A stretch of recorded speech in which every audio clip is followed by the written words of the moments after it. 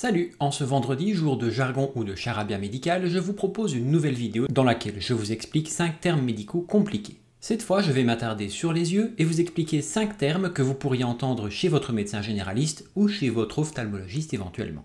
Les 5 mots que je vais vous expliquer aujourd'hui sont les suivants: anisocorie, scotome, entropion, ectropion et diplopie. Allez, c'est parti. Et on commence par l'anisocorie. L'anisocorie, c'est une différence d'ouverture entre les deux pupilles.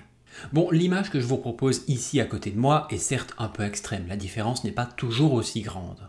Ceci peut être dû à une lésion neurologique, une atteinte du système ortho- ou parasympathique, ou des problèmes bénins et chroniques. Il est cependant important de le signaler si vous en souffrez de manière chronique, car une apparition soudaine d'une anisocorie est un trouble neurologique qui peut être un signe important, et qui nécessite une mise au point médicale rapide. Un scotome, c'est une tache aveugle dans le champ visuel. Cette absence de vision est due à une absence de perception au niveau de la rétine. Je vous renvoie pour plus d'infos à ma vidéo sur la vision pour connaître le fonctionnement de l'œil en situation normale. Il existe plusieurs causes à ce scotome, depuis l'atteinte neurologique, l'atteinte du nerf optique, mais également la migraine qui fait apparaître dans le champ visuel une zone noire ou scintillante. Et on continue avec l'entropion. L'entropion, c'est un enroulement de la paupière vers l'intérieur. Ceci provoque une irritation de la cornée et de la conjonctive, et une stagnation des sécrétions qui peuvent alors se surinfecter. Le seul traitement à l'entropion, il est chirurgical, avec une technique que je suis totalement incapable de vous expliquer.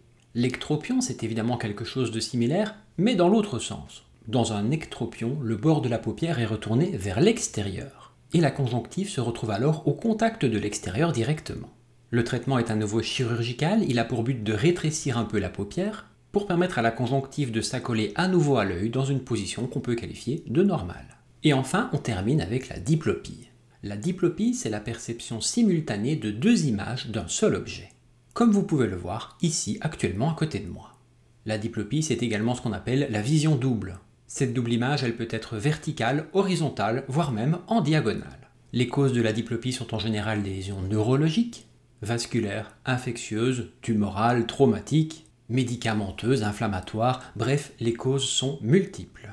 Une mise au point médicale est souvent nécessaire pour obtenir un diagnostic précis. Et voilà, on a déjà terminé le tour des 5 termes médicaux compliqués liés aux yeux. Vous avez appris quelque chose? Quel mot vous ne connaissiez pas encore? N'hésitez pas à me laisser un petit commentaire avec vos remarques, et quoi qu'il en soit, on se retrouve dès demain pour une prochaine capsule quotidienne. Salut!